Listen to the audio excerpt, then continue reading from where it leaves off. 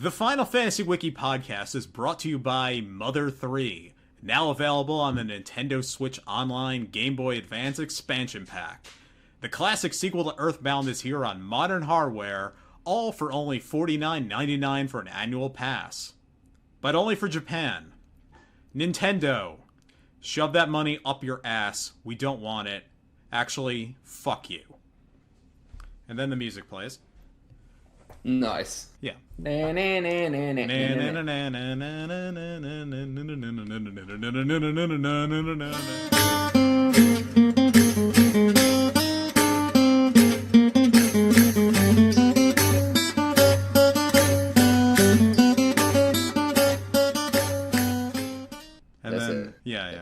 then you fight that boss, and you lose because you don't know how to do the button presses. And it's really annoying. Correct. Yeah.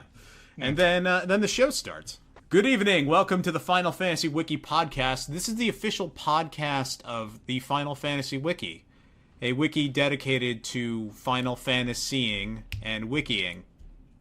Correct? Yeah. I think so. Yeah.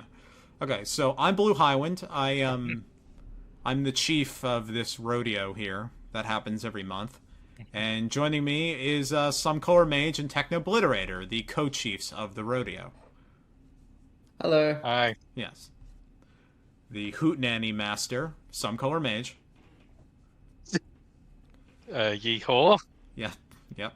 Yeehaw? Is that how they say it in Australia?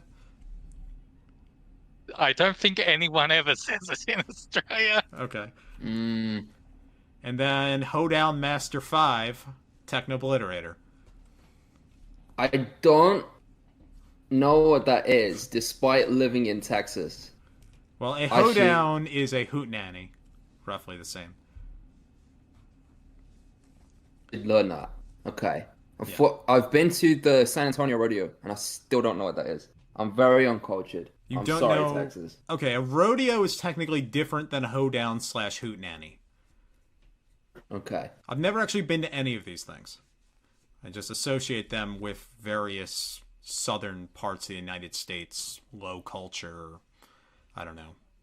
Have a beer and sing about trucks and Trump and whatever, I don't know. So, unrelated to all those things is this video game called Final Fantasy. Now, this came out on the NES back in 1986. And then they made a few sequels to it, and then a whole bunch of stuff happened, and today, where we are now. Right? Indeed. That's a pretty fair summary. Yeah. Okay, so it is February 2024, and what's happening soon? Well, coming soon is March of 2024, but I believe before that, on February 29, they're releasing a video game. What was it called? I better check GameFAQs. I have a list of games coming out soon. Yeah. I'll go to the Wikipedia games of 2024. Games of 2024. Okay, so let's see. There's coming out on the PS5 on February 29th. There's Anglerfish. Anglerfish, okay. Alright, so then here we are. Classified Grant 44 Overlord Edition. I have one here. Of the Red, the Light, and the Akurkashi Tazuri is coming out on the Switch. That's a visual novel. Okay. Goblin Slayer, Another Adventure, Nightmare Feast, also coming out on the Switch. Wait, are these all coming out on February the 29th? Yeah, they are. Official release, yeah. They all share a release date with it? Like Thursday's the normal release day in industry. Really? It's Okay. usually... Isn't it usually Tuesday is the big release day for some reason? I don't know, maybe, but I always remember the big ones happening on Thursday. Excuse me. Also, Barbella Abyss, which is a roguelike strategy game from Nippon Ichi. That's coming out on a lot of things. The Dark Forces remaster is coming out on the 28th. And a port of Spiritfall coming out to Windows and Mac. Everyone's excited for that, right?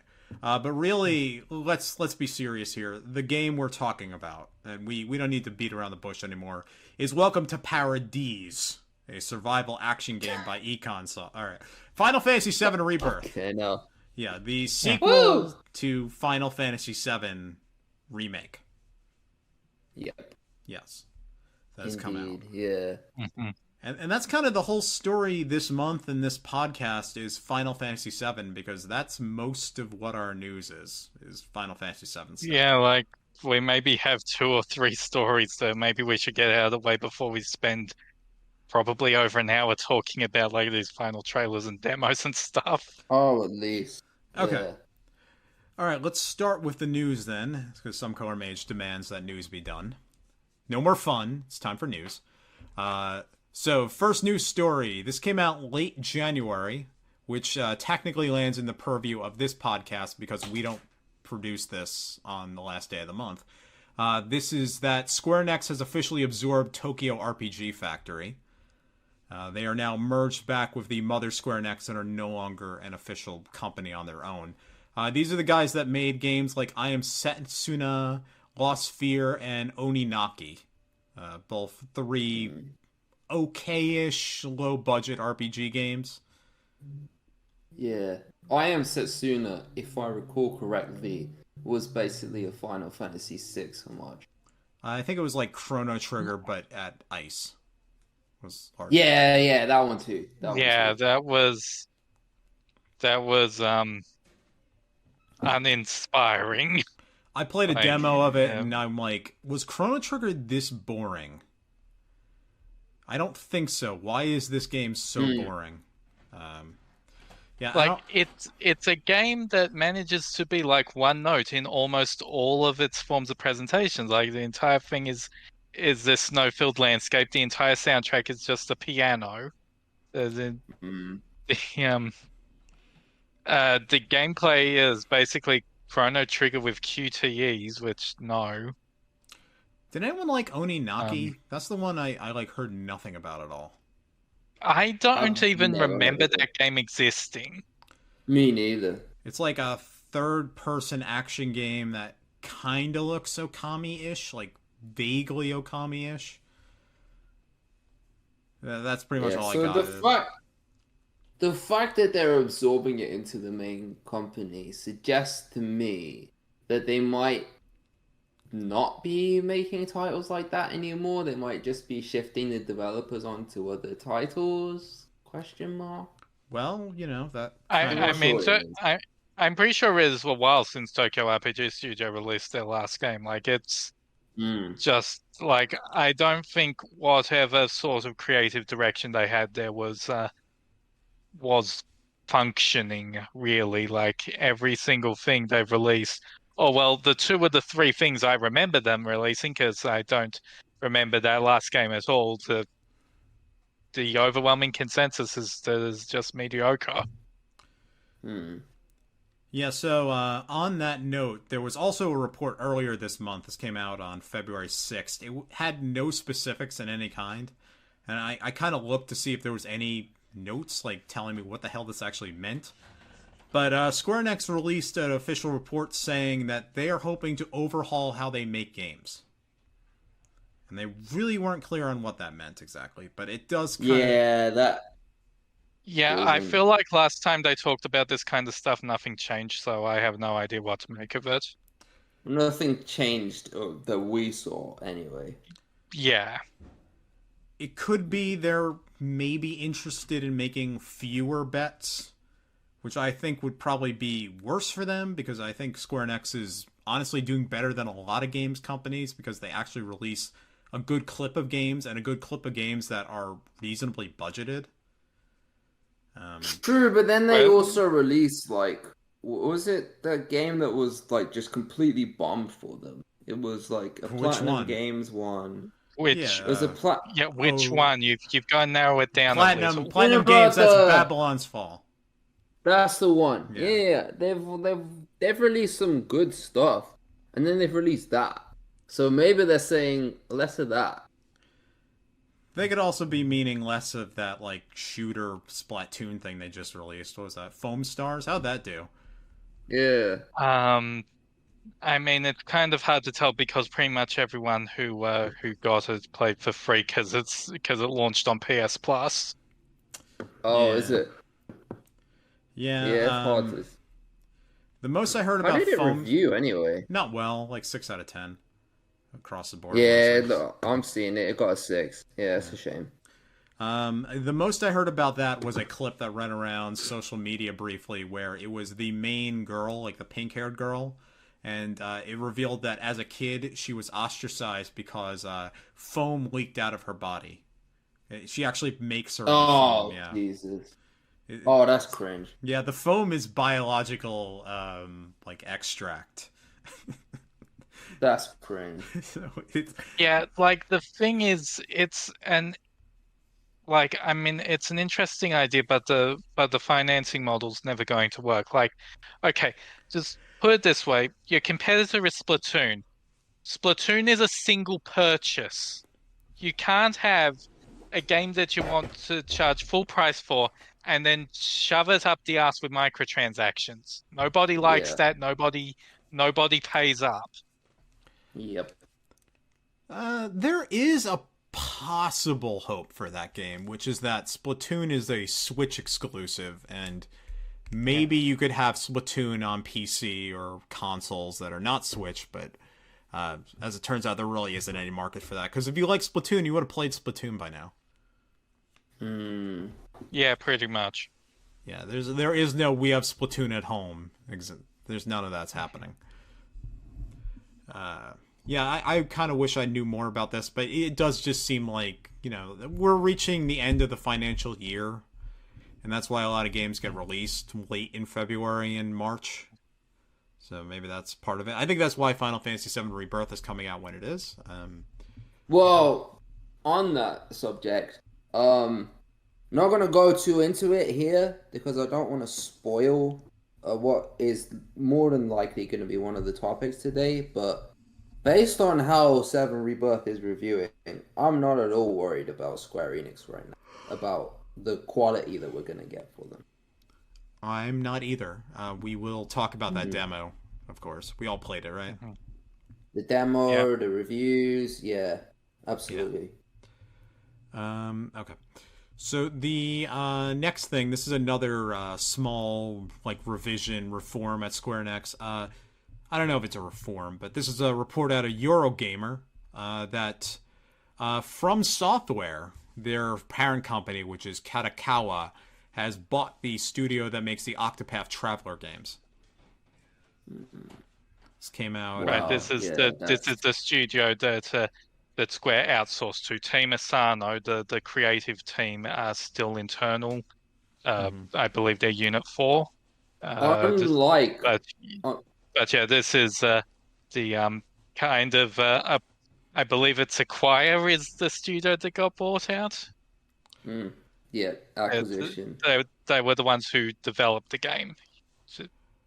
Unlike I Am Setsuna, from what I've heard of Octopath Traveler 2, which I still really need to play, from what I've heard of it, that was not mediocre. That was actually brilliant, that one. And I thought Octopath Traveler 1 was alright, I couldn't get that into it. But I've heard the Octopath Traveler 2 was sensational. SomeColorMage, you played that game, didn't you? Octopath Traveler 2, I didn't beat it, but it does what was the main flaw of Octopath Traveler 1 a lot better, which is that Octopath Traveler 1, it really didn't feel like that these 8 stories were actually related to each other.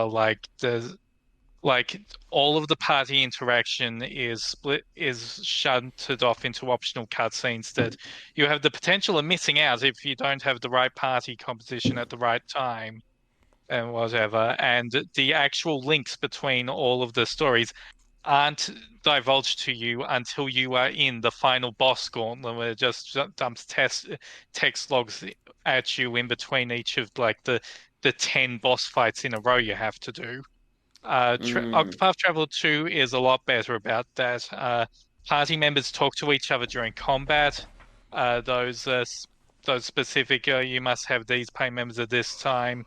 Extra scenes, they get added to your cutscene viewer whether or not you actually saw them during the chapter in question, so you don't miss out on anything. There are actual side quests with the characters interacting with each other. It feels like a lot more of a coherent product. Okay. Yeah, And it sounds like I also- would enjoy it significantly more. Also, there's new mechanics and stuff which are fun, some of which are absolutely broken. Like all of the 8 characters, they have like the same base classes as the first game does, but they've like messed around a bit, gotten rid of some of the worst exploits, but in the same time added some more incredibly insane exploits, like your apothecary's like mixed function. There are a lot less things you can do with that now. But she gets a limit break where she can use that function without actually consuming any items. Oh, and SomeColorMage, you were correct. They just bought Acquire Studios, the makers of such games as Akiba's Trip, Way of the Samurai. That series. It was co-developed with Business Division First 11, then Business Unit 2, because Square Enix's internal divisions are completely confusing and arcane and make no sense to anybody. So this I imagine Octopath can still happen because they are an external studio still. Yeah, so. The creative team are part of Square Enix. Yeah. So Katakawa Corporation, I didn't even know they owned From Software. I thought From Software was their own thing. I don't know what else they own. Nothing. They own like a whole bunch of random stuff. Anime Tourism Association is on here. J Novel Club.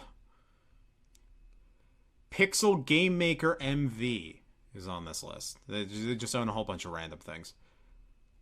It looks like From Software is like their one big game company. So now they own 2 interesting ones. Gacha Games. There you go. That's a company to own. Yeah. There you go. It's right what it says on the tin, and they wrote it twice. Okay. The other thing that's not Final Fantasy VII related is that there is a tease that we're going to get another Bravely Default game later this year. Unclear if that's going to be a actual Bravely Default game or like that terrible Apple Arcade thing. That was like kind of Bravely Default, but it was. Also... it sounds like they're saying specifically Bravely, so it's like I guess it's Default 3, even if they should like go back and pick up some of the plot threads they dropped on the floor after second. They should release Bravely Third and Bravely Default Roman numeral III at the same time, just to be maximally confusing. Just start getting out there with the numbers. I want to see Bravely Default -1. I want to see Bravely Default square root of I. Godzilla -1 was a great movie, possibly because of its innovative numbering system. Who can say? Exactly. It's like when Danganronpa had 3 as an anime, and then a video game called Danganronpa V3, which was bad. That's the worst Danganronpa game. Okay. I still think it was a mistake by Nippon Ichi when translating to remove the dig at some of Nintendo's naming schemes, because the Japanese name is New Danganronpa V3. Like all it's missing is like the little effects around the new, like in the new Nintendo 3DS. Oh yeah. That character that only exists for the new. It's like a triple apostrophe. Yeah.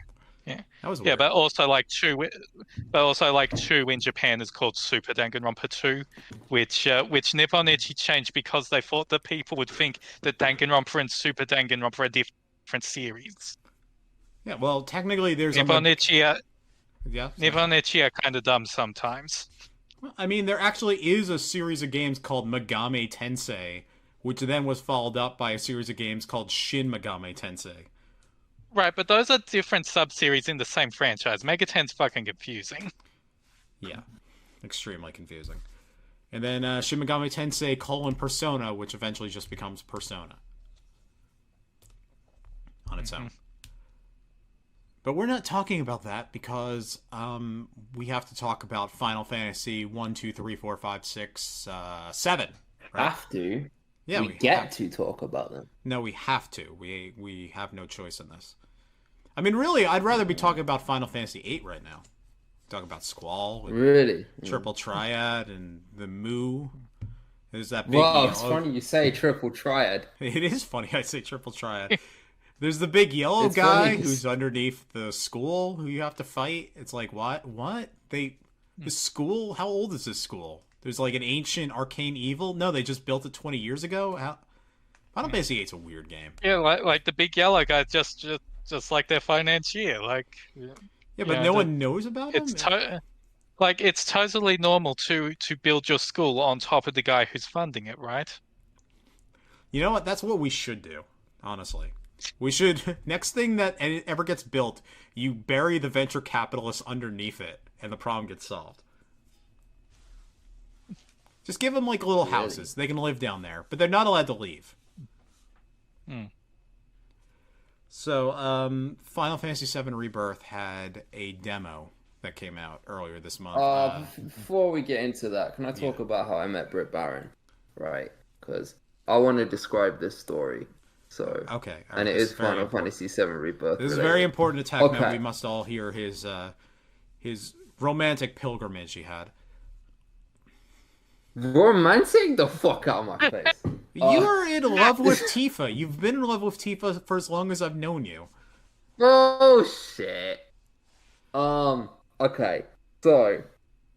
So Britt Baron was at a convention. This is the first convention she's ever been to without Square Enix, actually. It's the first one she ever went to on her own. She was there with a handler who's also an actress, as far as I can tell. Like, I've since like gone and talked to that handler, and she has a YouTube channel. She has she has a decent sized presence online. She's really cool. But yeah. So, it was me and another guy from the wiki is called Lash. I don't know how to pronounce the full username, but we both live in Texas, and this was in Houston. So we thought, hey, let's this is gonna be my one chance to meet Britt Baron's voice actress, because I said when 7 Remake came out, she was just phenomenal. Like, Britt Baron was just such a good voice actor. Like, honestly has become my favorite. Like, because it's just so difficult to do a role like that and to get it right. But she didn't just get it right. She, like, completely knocked it out of the park. And to be frank, like, any one of those voice actors for the main cast probably could have become my favorite, just because they all did, like, just a really, really good job. But Britt Baron as Tifa, Britt Baron is going to be my favorite just because Tifa's my favorite character. And so hers just resonated so much with me. So when I met her, like, Lash did, he got his thing signed and he went to talk to her first because I was still super nervous. I was like, fuck me. Like, I'm literally meeting one of my heroes here, and I've never, like, met a celebrity before, so I didn't know what the hell I was doing. So he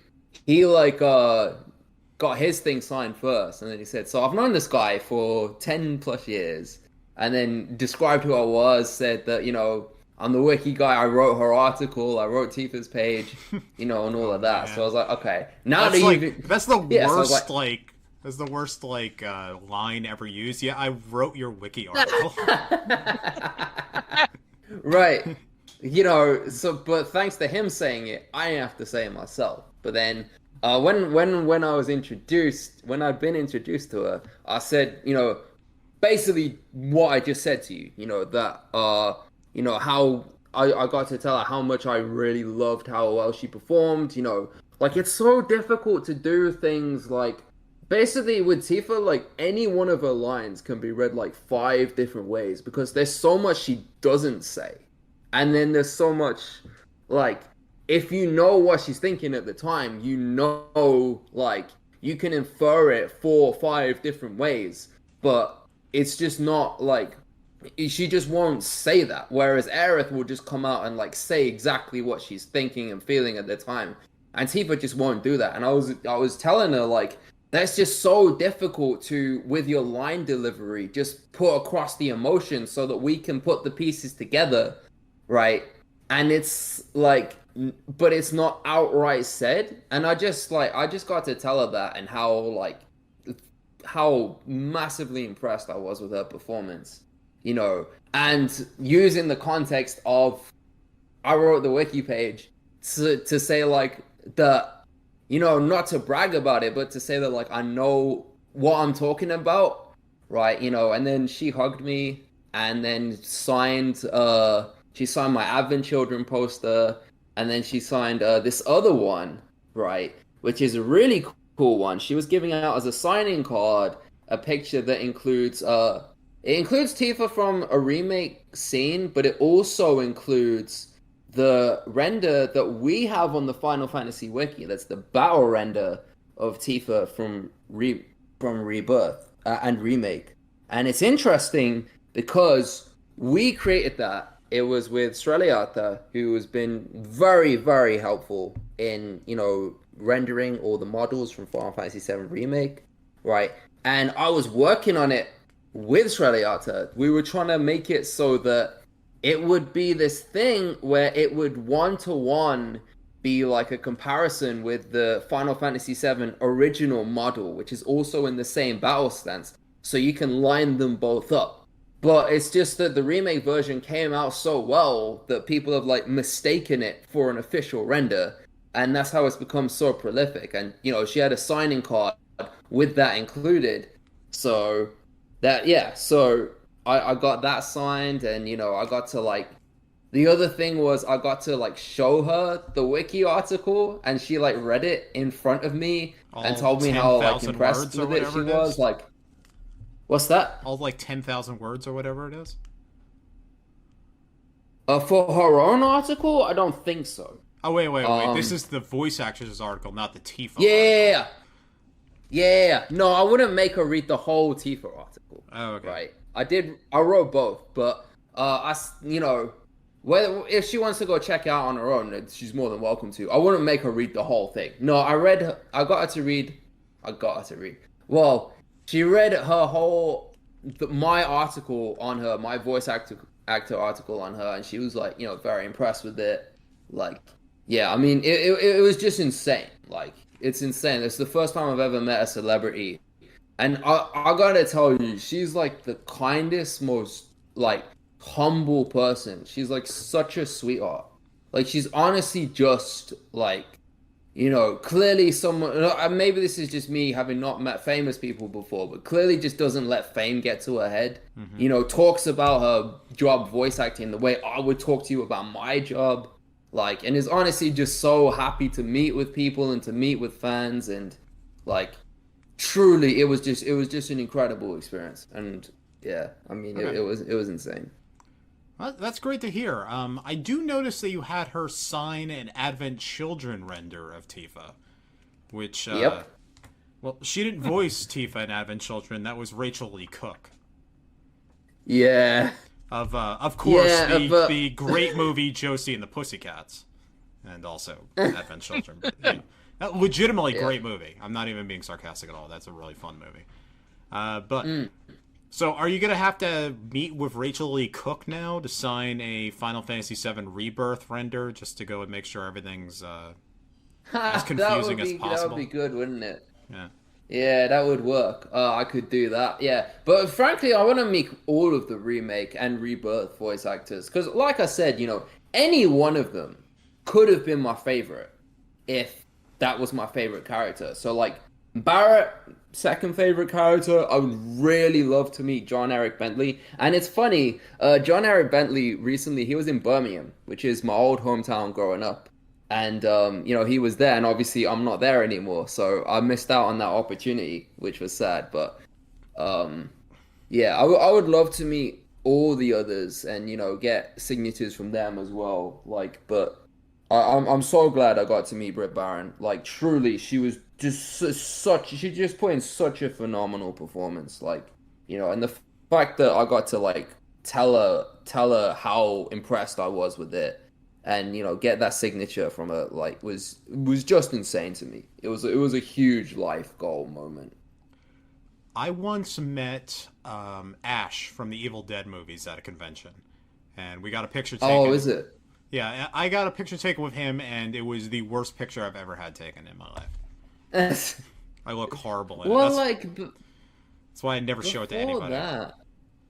Yeah, before that, I had a picture taken with Troy Baker and Nolan North, but I didn't get to say anything to them. It was literally just go there, have the picture taken, and then fuck off. Yeah, right? that's what you do. You have like a second of banter, and then it's like, all right, pose, done. Right, yeah. And my second of banter was me saying like, hey, Troy, you're my favorite Ocelot, which he is. Like, I thought he was the best Revolver Ocelot of the three. That was all I got to say to him. Really? No, Troy's is the best. Yeah, the original, the Metal Gear Solid 1 version is the best Ocelot. I like that one, but like, it's just everything Troy says just sounds so ominous, and that's just perfect Ocelot. I like the full cartoony, arcadey version. This is the finest handgun ever made. That version. Yeah, I get that. I do. There's something I really appreciate about that as well. Now you'll see why they call me Revolver. It's a fun voice. Yeah, like also we saw. I think we've all seen that most recent trailer for Death Stranding 2, and know that Troy Baker now has an even more insane Kojima role. Yep. Yeah, that was That's true. That fight scene fucking rolled. Oh, That character's weird because I feel like he was written to be like a satire of Kojima villains and Troy Baker roles, and now he's like absorbed the entire franchise. I don't know what to make of it yet, but that game looks amazing. I can't wait for that. Yeah, but yeah, there's my story of me meeting one of my heroes. So I did not meet any of my heroes, but I did see Advent Children in theaters, speaking of Rachel Lee Cook. That came out in theaters last Wednesday. This is the Advent Children complete version, which is the version that's version. Yeah, the one that's actually like a movie, and not just right. a Monty tech demo fight scene for 45 minutes and like the barest attempt of a plot for 20 minutes. And I'm going to say a few things about that experience. First of all, I feel so damn old being in that theater. Because as it turns out, Advent Children is 20 years old now. There's a major plot point in that movie about flip phones. Vincent Valentine's character arc is that he does not have a flip phone, but then will get a flip phone. Nobody has iPhones yet. That's the major thing. Like, that's the major tech innovation. And of course, the original Final Fantasy VII, no one has phones. God, yeah, that's like the year in general. Like one of the plot points of Dirge Cerberus is like we've just repaired the internet. Yeah, and wait, there was internet? Yes. And also Hojo has uploaded his brain to the internet and it's taking over people's bodies. Yeah, that's basically what happened. In Kingdom Hearts 3, a major plot point is that Sora gets his first iPhone. And then they have social media. I mean, those social media posts were some of the funniest thing in the game. It is this funny running plot point in Square Enix products of their characters slowly adapting to technological innovations. So nothing different about this Advent Children, right? It's just the same Advent Children complete that we've already seen. It is the original version, the 2009 touch-up. So the one that came out for Blu-rays, the one that, if you recall, is actually responsible for Final Fantasy XIII coming out at all. Because they had to go make a demo for that game, and before that happened, they had no idea what game they were making and had just been wasting the last 5 years shitting around. They're like, oh shit, we have to actually make something. This. And then it turns out they made something that was fairly decently cool in concept and deeply flawed for a million other reasons.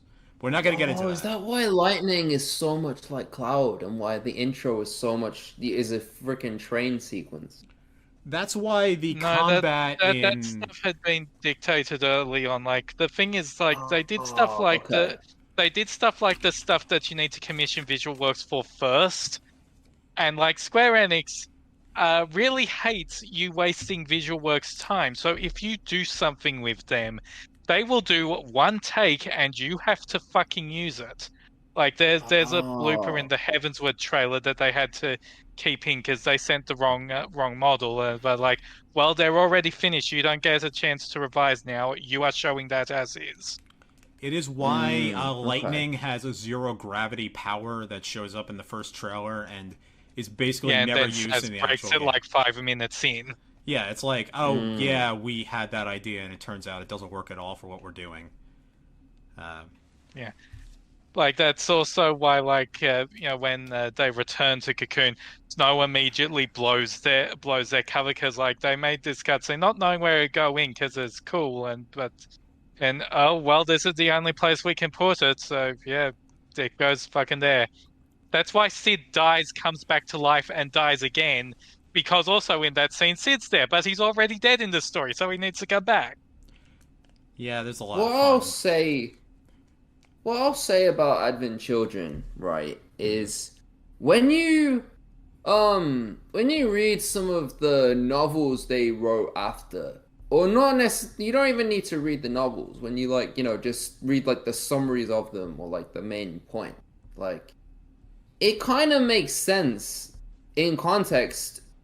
With that added context as to how the characters are behaving. So, for example, like, when I first saw Advent Children, I remember thinking, like, Cloud was so emo. And he just wasn't emo in the original at all. Like, they just didn't...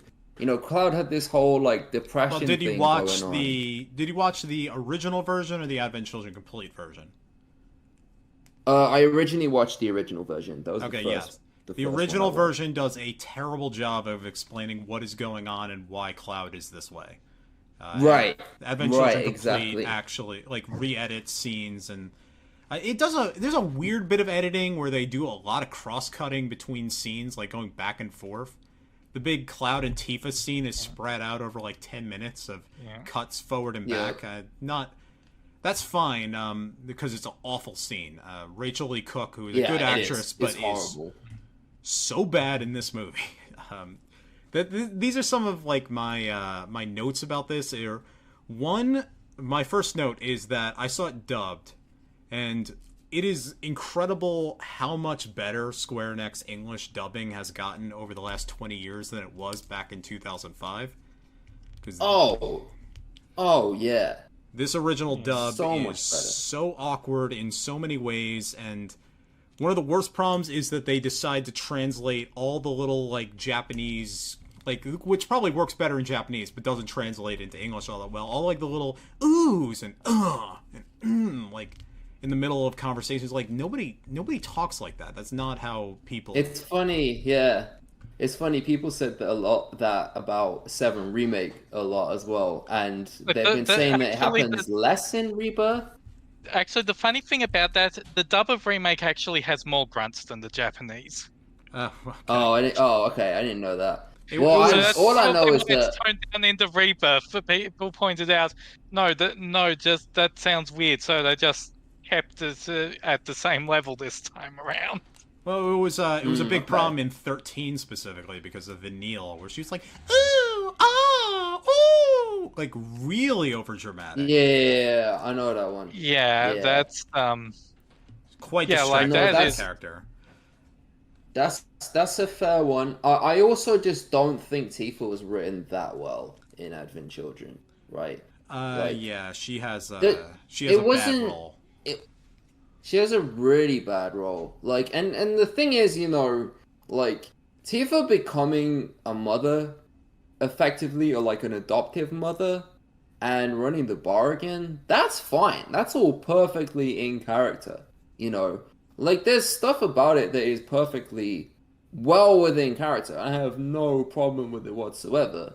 But the problem is, you know, with the backdrop of everything going on, it just seems like she was just written to be in it, but not given like a key part of it, if that makes sense. Like, yeah, that's you know, that's another note I have about this movie, which is that this is Cloud's movie specifically, and which I always had a problem with because Final Fantasy VII is Cloud's story. He is the main character and the main perspective and the guy with the most amount of shit to deal with. But the movie is so extremely Cloud versus the bad guys, and the party have to be secondary, all of them. SomeColorMage, you want something?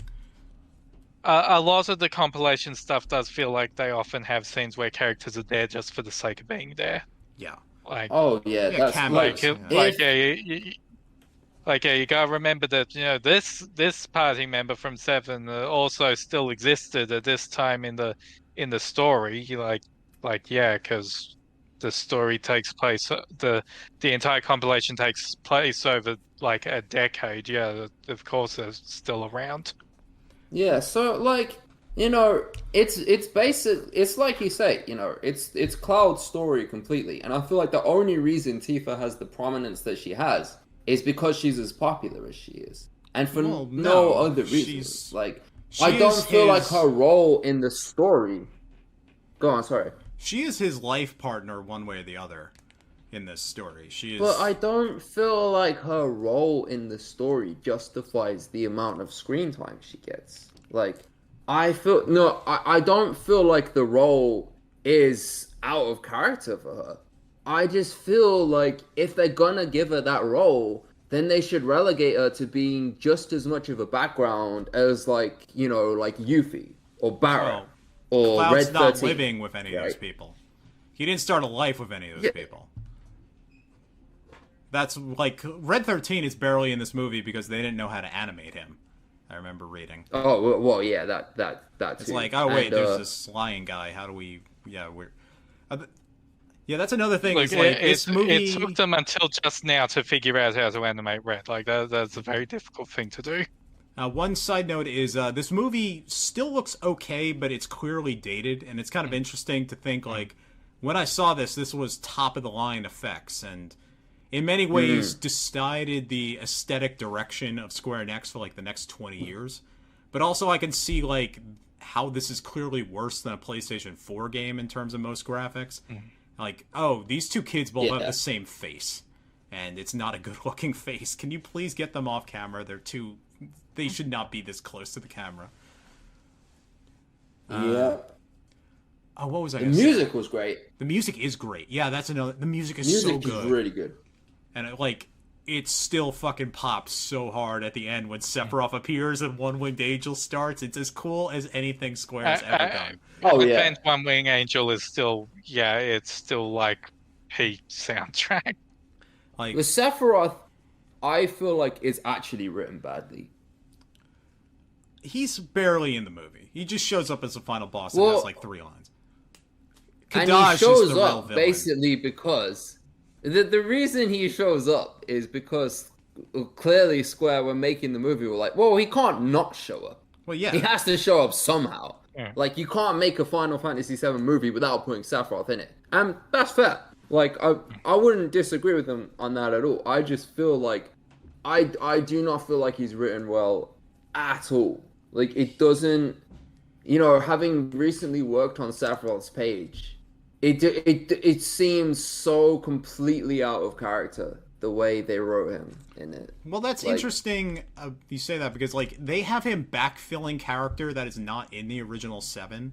Like, his entire motivation, he suddenly explains, is to fly the planet around as his big barren death spaceship and conquer the universe.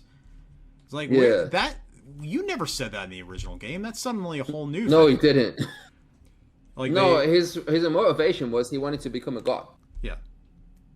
Yeah, that was it. And I'm sure a god could do that, but at the same time, it's not really made explicit what he wants to do, what he actually wants to do with the power that he's seeking.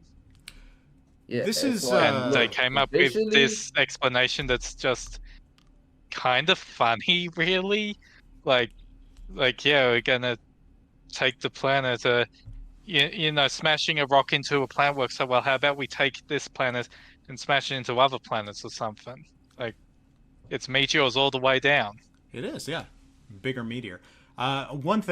Another thing, like one of my major complaints, and this goes back to my issue about a party-based game becoming like a single-player, quote-unquote, movie. They kind of screw up the order of the big climaxes, I feel. So, like, in the second to last major battle scene, which is the fight against Bahamut something. What is that thing called? He's got a specific... Sin, I think. Bahamut's Sin, yeah. He's all funky and weird looking, like all the summons that they have. So the entire party joins in that and lifts Cloud up so that he can go and have the final attack against the boss. And I'm like, this is awesome. And this is a thematic statement about Cloud not being alone and everyone's together, and it's great. It's this ultimate fan service moment. This should be the end of the movie. That should be the final attack against Sephiroth, is everyone together standing up against him, not Cloud on his own. And like the movie itself comes up with this explanation, it's like, Cloud's got to do this on his own. This is anime shit, like one-on-one shit. I'm like, fuck off. Get out there and go blow him up, because if he fails, he blows up the entire planet. No, right. You have the order wrong. The theme is completely backwards. And Cloud wants to fight alone. He should be fighting alone against Bahamut and then fighting with everybody against Sephiroth. But that's fine. It is all right. The original Advent Children, I wouldn't even call a movie. I would call it like. Has anyone ever seen the Resident Evil like CG movie that came out around that same time? No. It's not good. It's awful. But it's just like, all right, this is a tech exercise, an aesthetic exercise, pure fan service. Here's all your guys, and they're going to go do action in ways that are impossible to do at the time in current video game technology. Advent Children Complete actually backfills a story, so Denzel and all the other various characters feel more complete as people. And Tifa's role is still terrible, but I don't think she's actually given more to do, but I guess we understand Cloud more. So the fact that she's willing to put up with his bullshit, I guess, is better explained because he seems more like a person. You can understand why she would want to stick around and wait for this guy. Yep.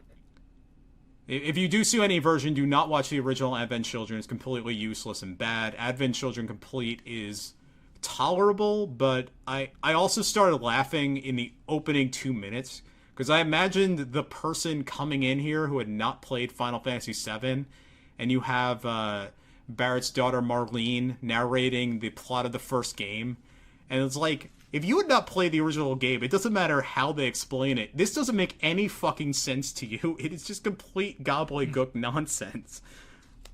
Yeah, if you've played 7, it barely makes any fucking sense.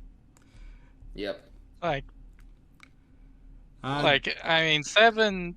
I guess it's not the hardest thing in the world to comprehend, but it's still has a lot that leaves things up to the imagination, and also the translation of the original does not do us any favors. But, and the ending is explicitly completely unclear, which Advent Children Complete has to rewrite. Right, because, I mean, did anyone other than Red survive? Who fucking knows? Who fucking cares? The planet was healed anyway. Life found a way. Life found a way. Red found a girlfriend, and all is well. Yeah, he did not need to marry Aerith. He did not need to marry Aerith. The way I guess I look at Advent Children is like, as a movie, it's not good. As an addition to Final Fantasy VII's universe, the lore, I mean, there's some stuff I find disagreeable, and there's stuff that doesn't really bother me.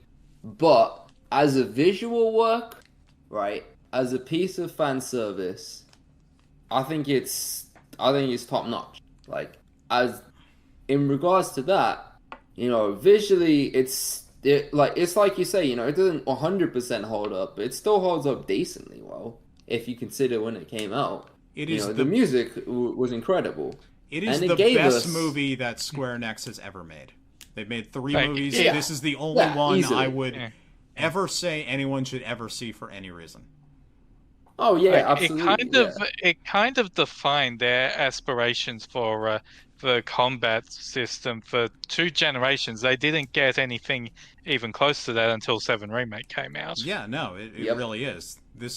You can see it almost in Kingdom Hearts 2 by that point, where suddenly everyone's doing this Matrix, wuxia movie, extreme anime stuff that they were not doing beforehand. And like if you had played the original Final Fantasy VII, you would have no inkling whatsoever that Cloud can basically fly and run up walls, and physics doesn't really apply to him in any way whatsoever. Yeah, it does Kingdom have Hearts 2 was so cool. It was cool. You know what? The early 2000s, post-Matrix era, post-Star Wars prequels era, there was a lot of embarrassing nonsense at that time, but some of it is still cool and matters to us to this day. Absolutely.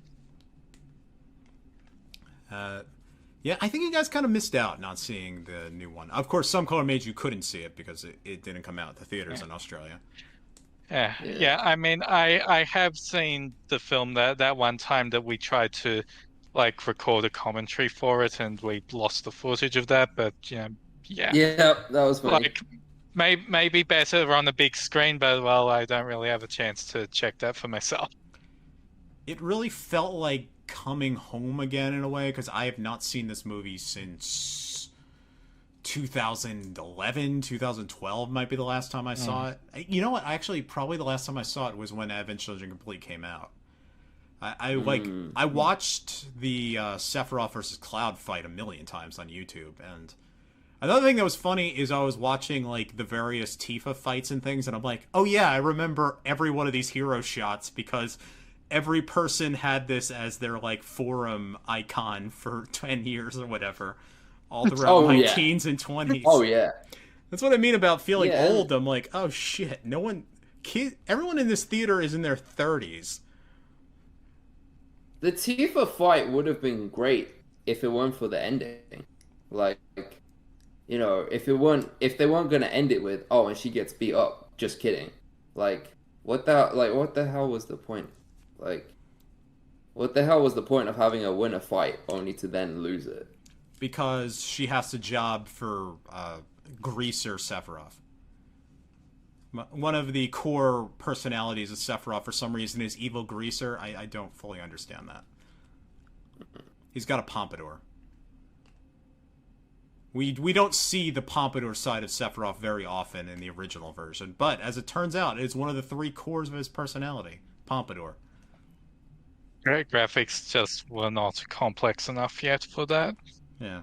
Maybe in Rebirth. This does actually lead me to wonder, you know how when Crisis Core came out, we were all wondering, what the grand strategy of that move was?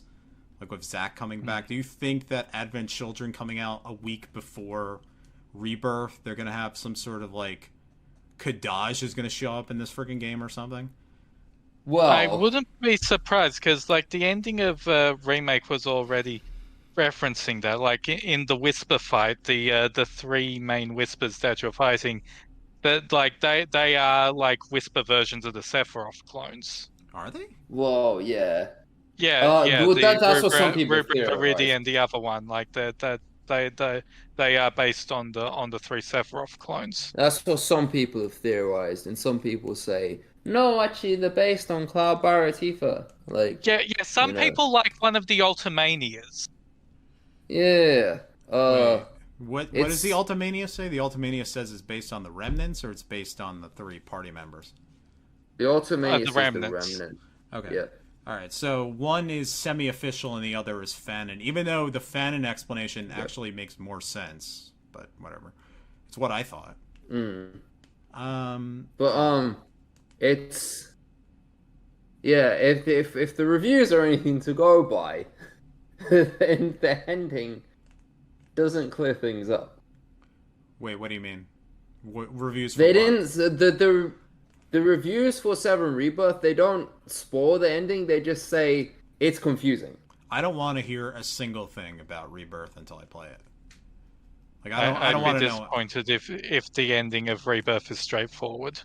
I don't want to know anything about the ending. I don't want to hear any rumors about what the ending is. The only thing I want to see about Rebirth is Tifa in that bikini in Costa del Sol. That's it. That's in it. Yeah, That is in it. Yes, It's a thing. it's a thing. It is all anyone on Twitter talked about for 2 straight days. Yep. It was wild. Like I went back to Twitter specifically because I'm like I have to know, and I found out. So the other big thing about Rebirth is that earlier this month there was a PlayStation.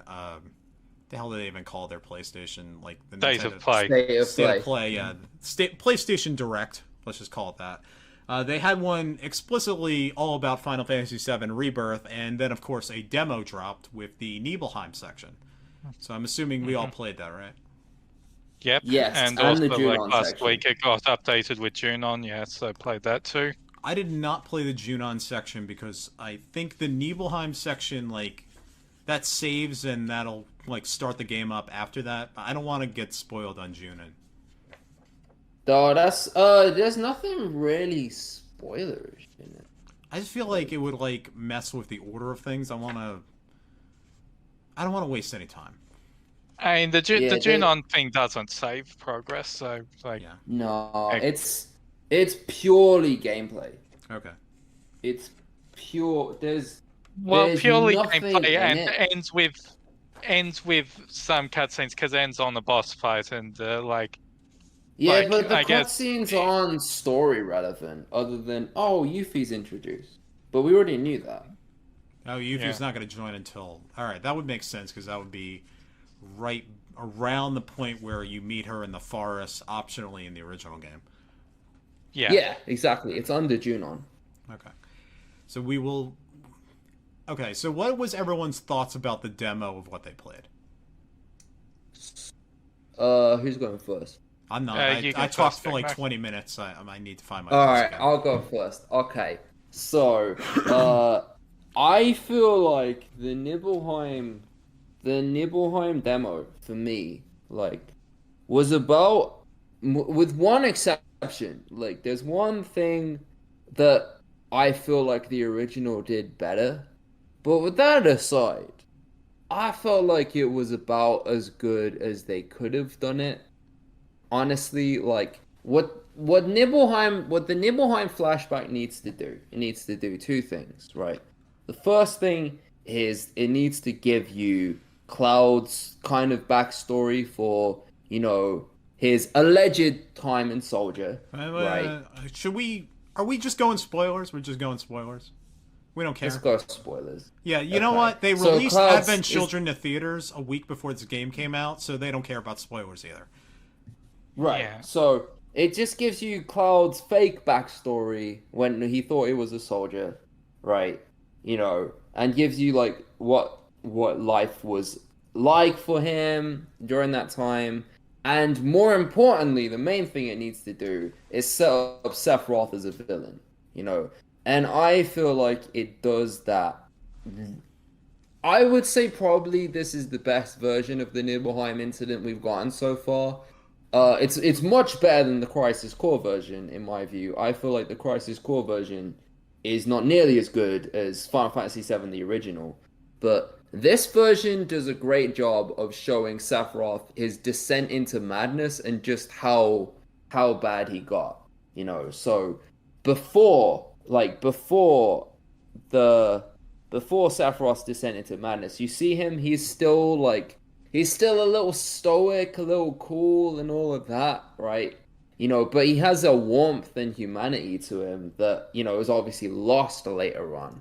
You know, you see a Sephiroth that's much more of a complete human being, kind of thing.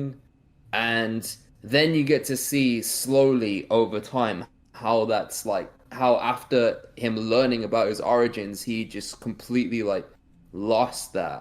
And then you see how he goes from that to just being, you know, pure evil and just a complete menace, and, you know, suddenly loses touch with the world around him. Like, he burns an entire village, not because he's I mean, he is very sadistic as well, but it's more just that he just doesn't give a shit about human lives anymore.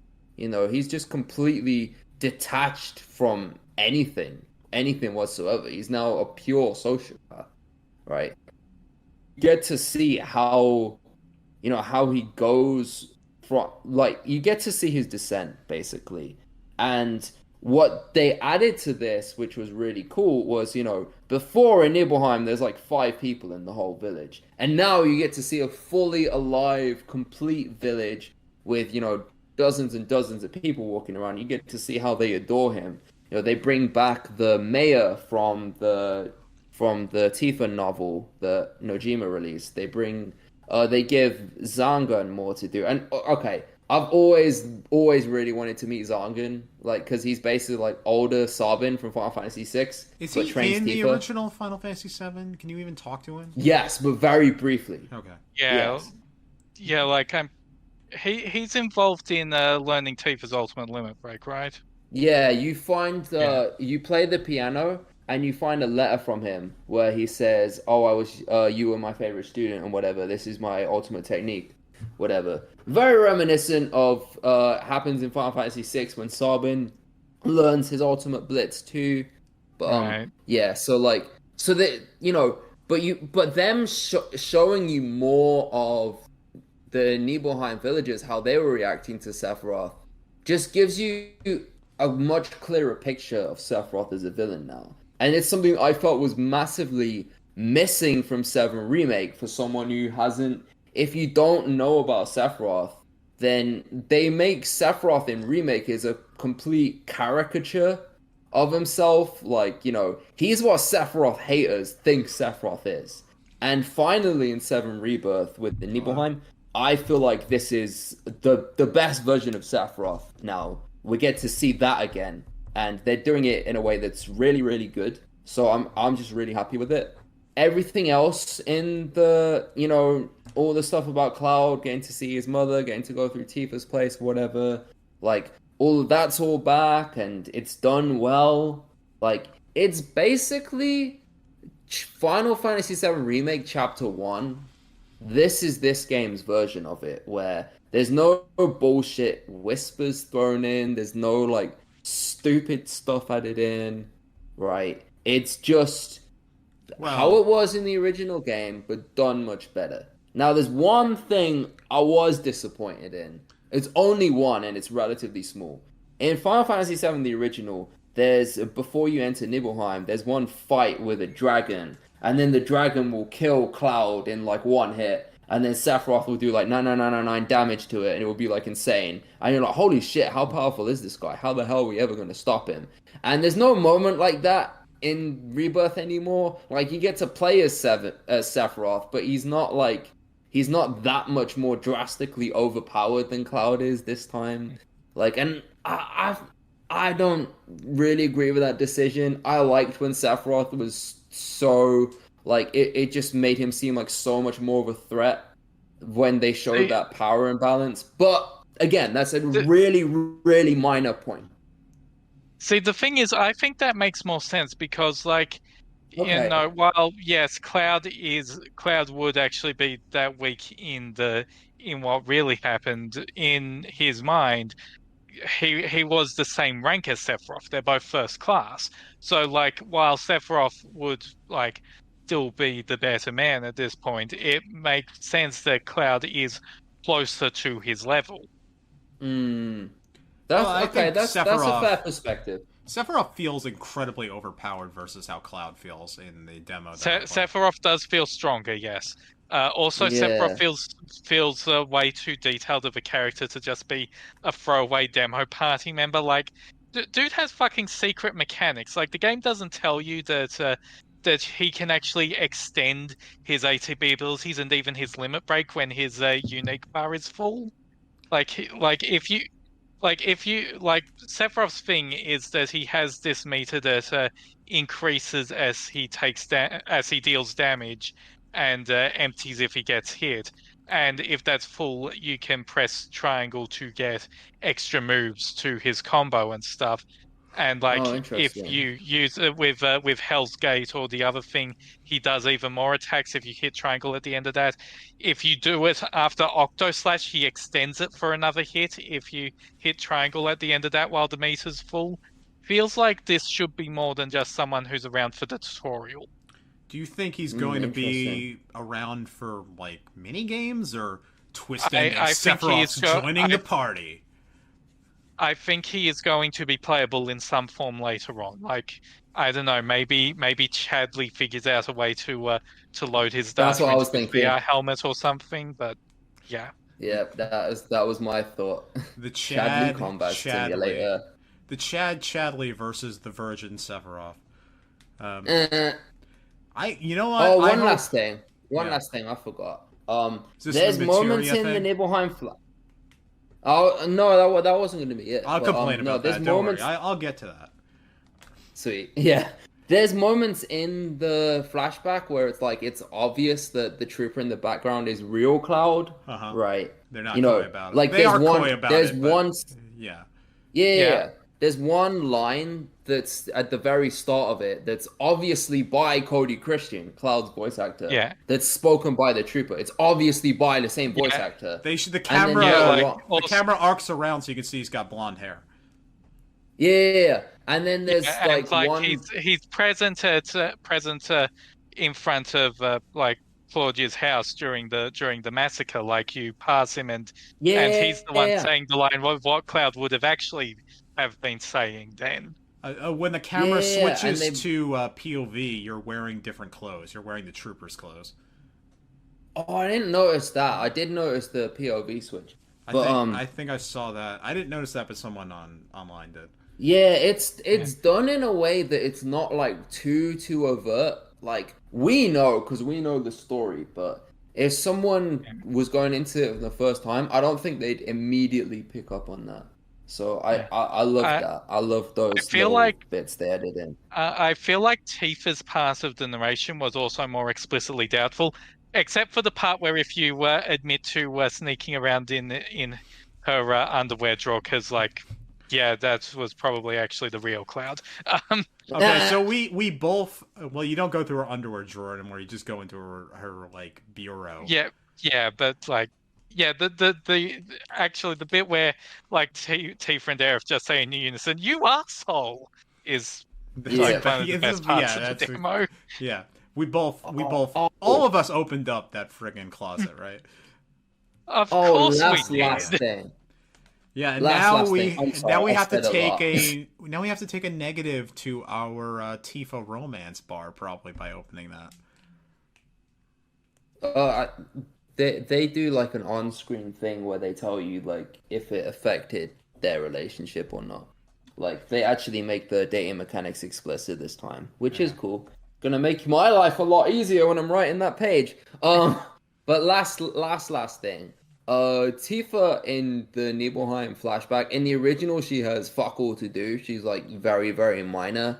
And she actually has a role this time. And I'm happy to say Britt Baron once again just shows so much range because she's clearly playing, a less cynical version of Tifa. Yes, this Tifa has lost her mother, but she hasn't lost her entire village yet. She hasn't had everything burned to the ground yet. So she's one who's a little bit more youthful, a bit more what Tifa could have ended up as if she hadn't, experienced what she'd experienced, right? And I feel like she did a great job of it. There's parts where you see she's training with Zanga and she is able to kick that monster out of the sky, but she's still not nearly as strong as, these two soldiers around her. So and I really liked her role in it, and it was a big surprise. I didn't expect her to have that big of a role. Yeah, what was I gonna say? Oh yeah, another major character shift is Cloud's personality in these flashbacks. That's the term, flashbacks. Yeah. You can see him suddenly start doing squats and things, and it's like, oh yeah. So if you had played Crisis Zack Core, mannerism. if you had played Crisis Core, you'd be like, oh wait a minute. Well, then again, if you played Crisis Core, you'd already know the twist. But it's like these screaming Zack moments. Also, Sephiroth calling Cloud. It really feels like at this point they're not even trying to hide it. Like this game, this is something you can play completely standalone. Like probably you can, but it's clear that they're just like giving it. But you're really not starting with this one with a wink and a nudge like every 5 minutes. Well, I was gonna say Sephiroth calling Cloud a puppy, which. Yeah. Both an extreme nod towards the shippers, who have just been feasting this past month, but also an extreme Crisis Core reference. My God, that scene in the trailer where Cloud stabs Sephiroth and they're both embracing. That's like, oh come on, we all know what we're doing here, right? Yes, this last month feels like it has been. The gayest moment in Final Fantasy VII history, yes. It's just been like, we're just going to go as horny as possible this last month, because we have that, and then we have Tifa in that bikini, so it's just, everyone's been losing their mind. It's been a time to be a Final Fantasy fan. The contrast between Final Fantasy VII Remake deciding to get rid of Red 13's involvement in Hojo's breeding plan, and then that one trailer for Rebirth, where Red sees Aerith and Tifa in the bikinis, and you realize, yes, he is a teenager with everything that implies. What? I don't know. Yeah, I know what you're on about. Okay, I just know. I know the scene where Cloud reacts and like looks down and then looks right up. Look at her eyes, soldier. There's a bit in the trailer where like Tifa in there like so what do you think? And Red's voice immediately cracks. He immediately sounds like an actual 16-year-old. Yep, that happens. I don't know what to do about that. I don't like that. That's the kind of horny we don't need. What was I gonna say? So combat-wise, this is continuing off the Yuffie DLC expansion, so it feels much more active and actiony, and the dodge roll actually does something, versus the original, which was like it was a turn-based RPG with combat kind of stapled onto it. It feels more of an evolution on it, and it feels great. This is as good as it's ever felt. Yeah. I was listening to a podcast today where Jackson from they're the Yuko from Nichigo Twitter account. They had the comment, Final Fantasy 16. Yeah, I know what you mean. Yeah. Final Fantasy 16 found dead in Miami. And I'm like, I was thinking the same thing. I'm like, oh man, Final Fantasy 16 is such shit compared to this in retrospect. The thing that they really are continuing from Integrate is a lot of Yuffie's and Sonon's movesets feel like they're distinct replacements for materia. Like you don't really need to put offensive spells on Yuffie because she has the ability to just change the element of her standard attacks at will, and like Sonon, he gets an ability that just completely replaces the provoke materia, and that is something that is definitely going on here. Like you don't really need to put like a fire or thunder materia on Cloud, because one of his new attacks is a physical attack that is both fire and thunder elemental. And I have heard some things from other people giving previews that that is kind of a recurring theme from others, and there are abilities and stuff that are very pushing towards certain builds, like naturally Aerith is the best with spell materia and such, and there's I can't imagine any build with Red that's not going to have that precision block materia, because he wants to block everything.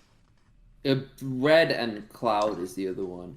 Yeah. And speaking of that, like deadly dodge and parry materia in Final Fantasy VII Remake. If you didn't have those on Tifa, what the hell were you doing? Because like whereas in Rebirth, that's the standard for everyone. Like everyone's exactly, already pretty much it's got beautiful. It's beautiful. Now I have 2 extra materia slots that I can, do stuff with. And that's not to mention, in the Junon, we're gonna have, as we've seen, there's like fire and ice materia now.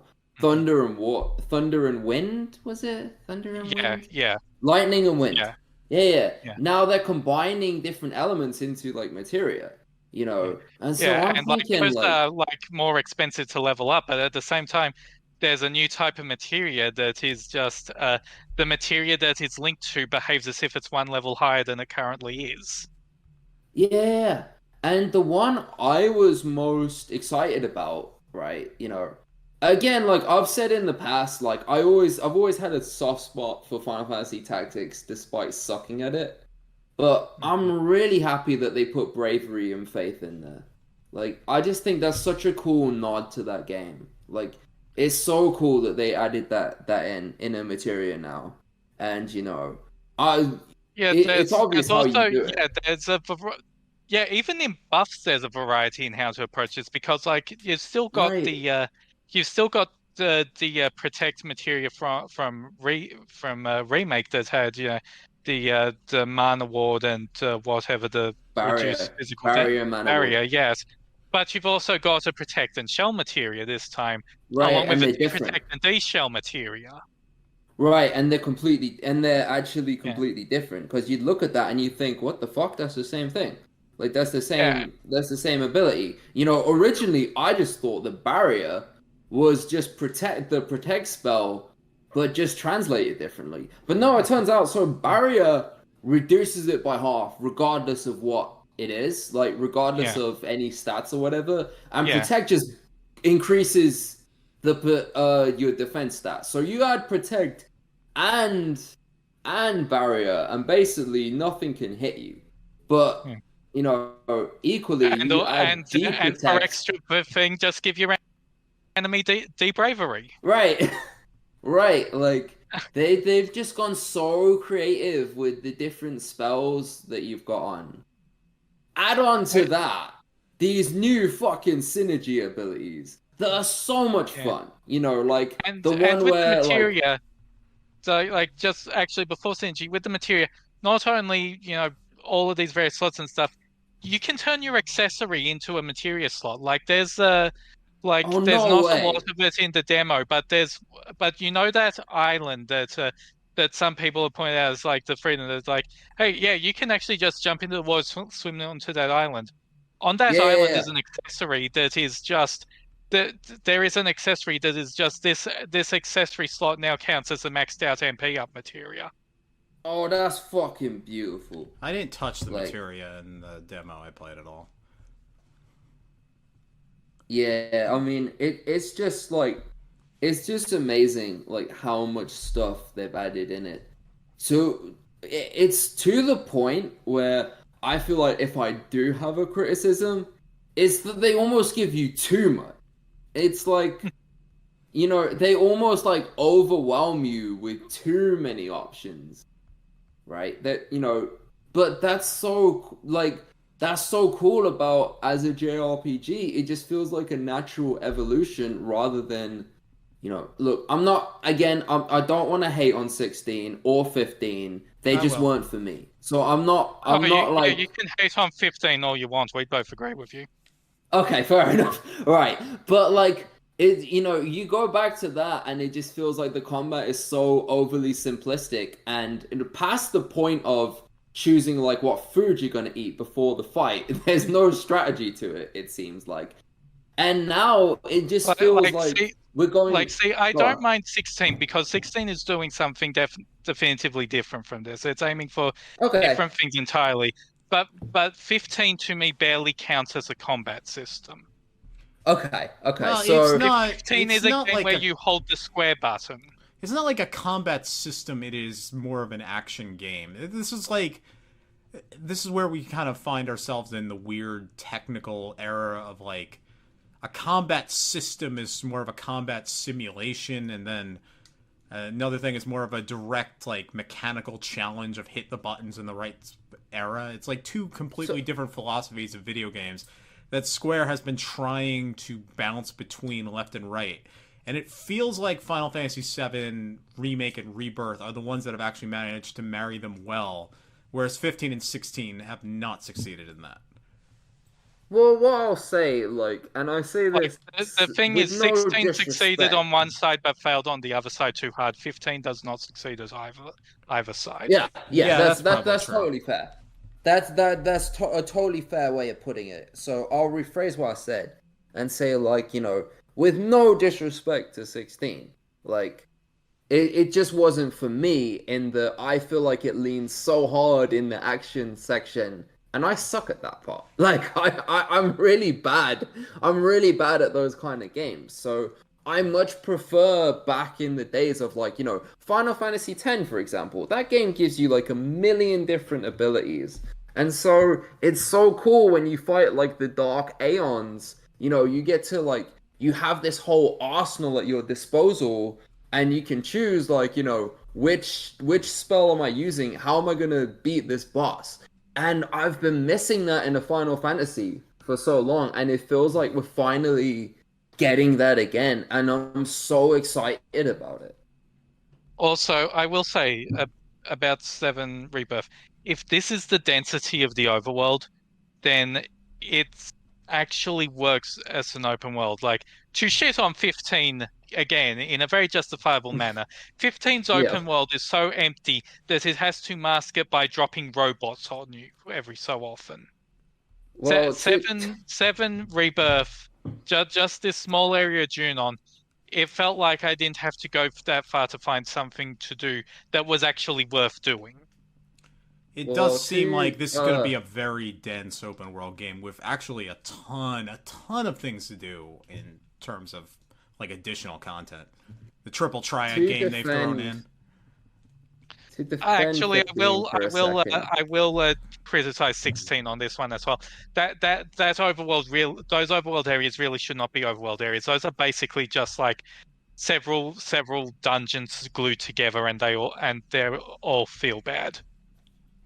Well, to defend 15 for a second, like, yeah, that world is empty, but if you've ever, like, taken the drive from San Antonio to El Paso or anywhere to El Paso and seen, there's absolute fuck all out there. I'm used completely to empty. I've driven across. I'm in Australia. I've gone across state lines before, but the thing is, I'm playing a video game. I am not. I am not in a car driving to fucking Melbourne. I am playing a video game.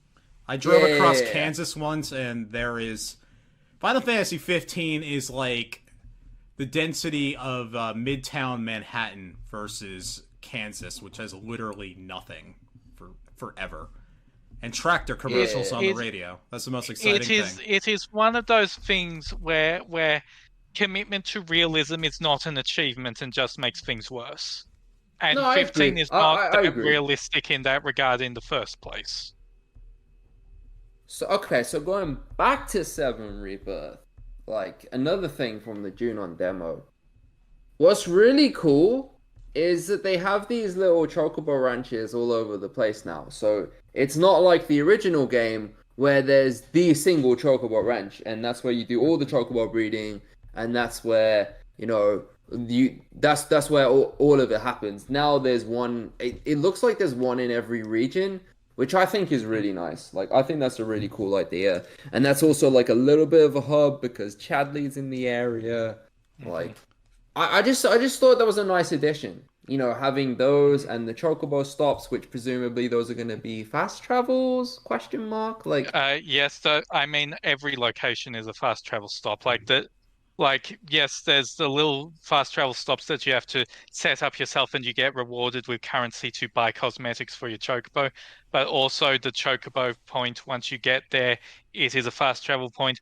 Once you clear one of those special fights in the world, that becomes a fast travel point. Actually, speaking of those and Chadley, remember back in Remake when Chadley sees Cloud in the dress and clearly has some sort of awakening? Yeah. Well, in didn't we this game, all? Chadley's made a female AI version of himself. What? Yep. Excuse me? Yes. Oh, so She's called May. what? She's called May. May? M-A-Y? Yep. It stands MAI. MAI. It stands for Monster Something Intelligence. I wrote Okay, the so- script in this, so- I don't Yeah, remember. yeah. And, like, Chadley she's is- the thing that describes like all the monsters you're about to fight in Monster special Assessment encounters. Instrument. That's her name. Okay, so Yeah. Chadley is officially, as the internet parlance goes, an egg. Then I guess that's basically confirmed. Yes, that is definitely the vibe I got from that. Okay. All right. Well, I guess we can't call him the Chad versus the Virgin anymore. I guess we could. I don't know. Yeah. I mean, compared to Um, Sephiroth, still, yeah, absolutely. Yeah. On Oh the wow. subject Female of Chadley- female Chadley looks exactly like the weird goddess character from World of Final Fantasy. Oh, she That's does. also Yeah. what I saw people saying. Yeah, that's That is interesting because she Yeah. looks On the- like. On the subject of Chadley, another thing I'm very excited about. Hunts are back. Hunts are in Final Fantasy 12. They were so fun. I loved the hunts. Those are in Oh my 16. god, Kinda. they were in 16 and they were in 15. And 13. But they And weren't then in 7 14. Remake. They've been in all these games actually. I mean- now that you bring it up. yeah. They've been in every numbered entry since 12. Yeah, Okay, so fair enough, but they haven't been in 7 Remake. That was what I was getting at more. Like Yeah. Hunts, I so wanted to see Hunts with this party, with this combat system. Like, I was so excited for that. So excited. And here they are, and we've only seen 4 of them because we've only seen the Junon area, but so far, like, they're challenging. They're actually and we haven't fucking even challenging. seen all of Junon. Like you're not allowed Yeah. to go to the south part of Junon, and there is a wall near the north that clearly can only be traversed by a certain type of chocobo that we don't have yet. Yeah, like this is not all of Junon. There is clearly much more there.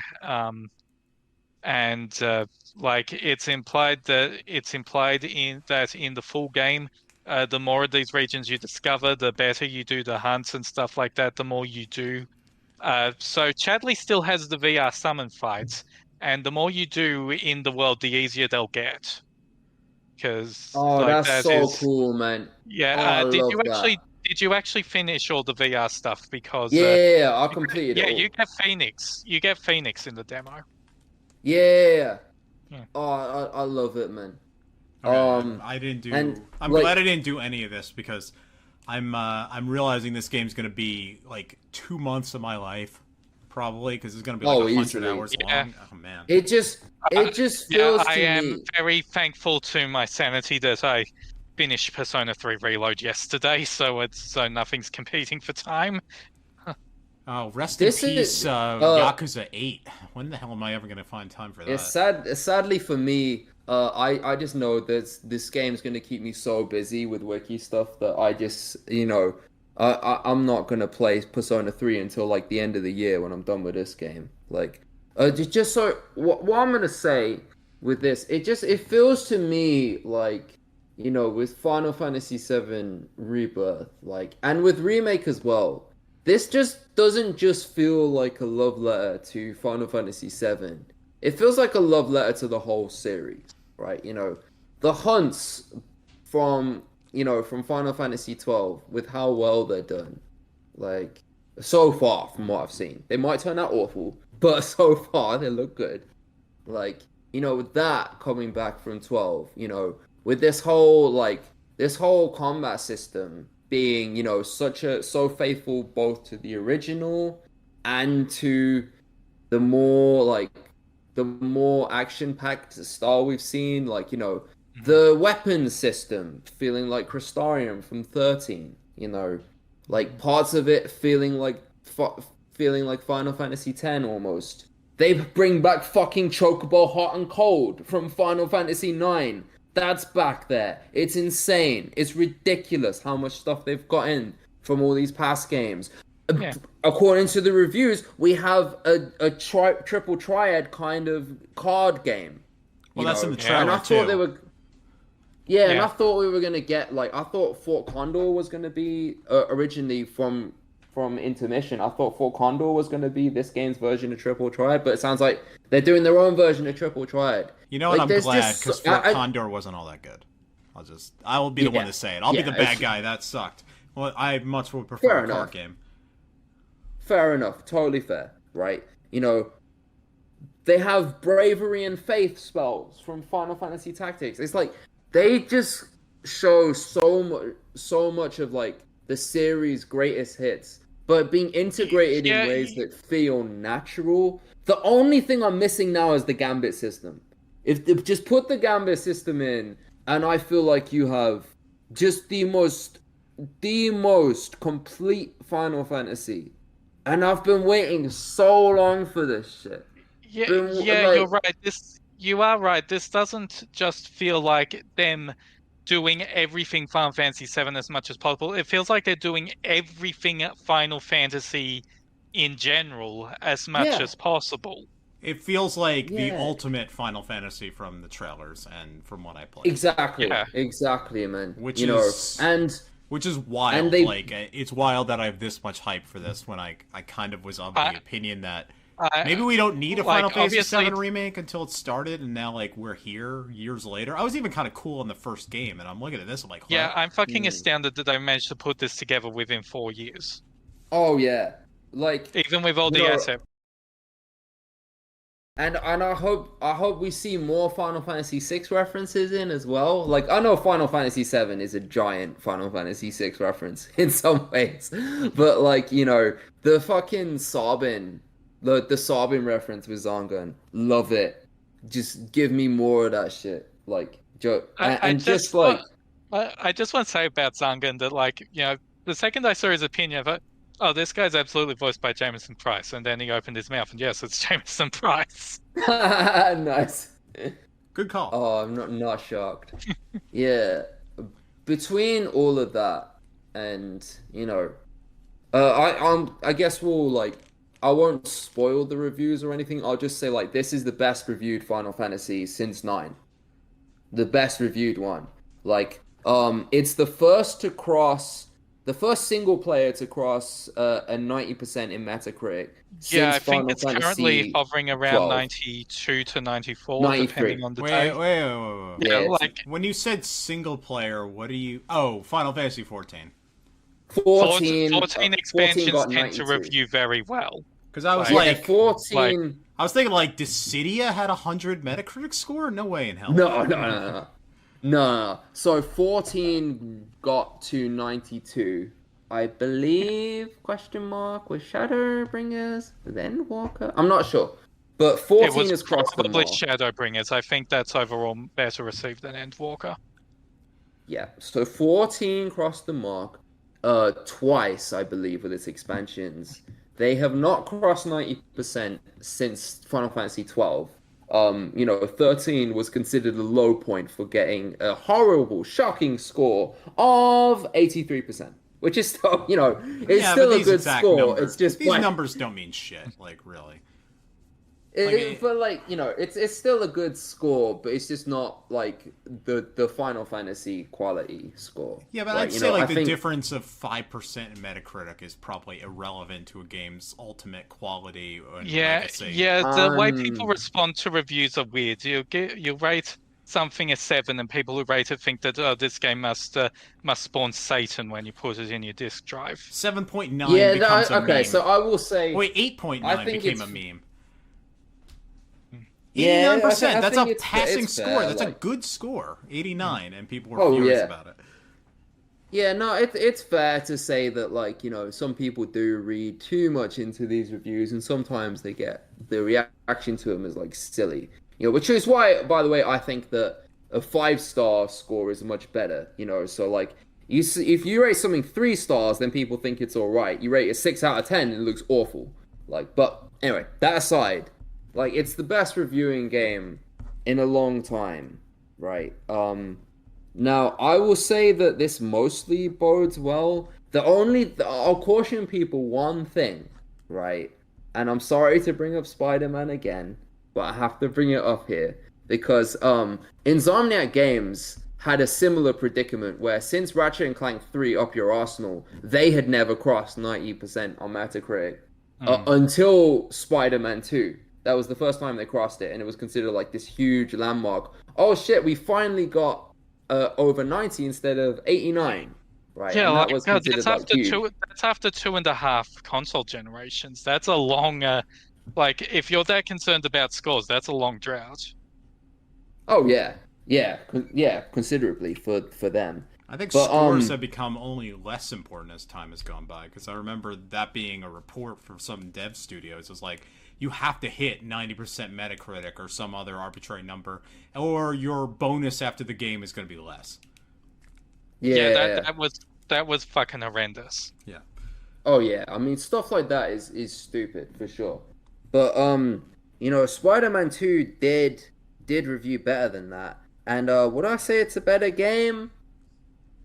Probably, yeah, like probably overall, but like, you know, there have been some people who have had some decent critiques of that game, let's just say. Like, no one will call it bad. There's some people who argue they just prefer what the first one did.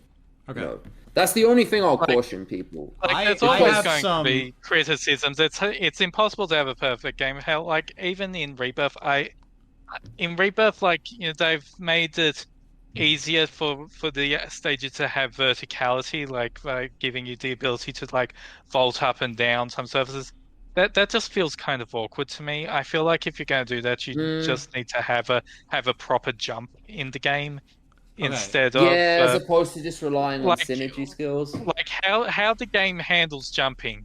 Like if you're Cloud, you have to dodge and then like hold attack mid dodge, and he does like a blade beam and then rushes to the target in midair. If you're Tifa, her offensive synergy abilities have the other character lift him in the air. Everyone else, they're still grounded. Like, they do not have aerial movesets at all. Like, Which is fine if you're Aerith or Barrett, but if you're Red 13, it's a bit annoying. Red is kind of hard to use against aerial enemies. Some of his attacks are a bit jumpy, but not his regular attack chain. I will say, if I'm gonna throw some wet water down, or be a wet blanket, I don't even know what expression I'm using.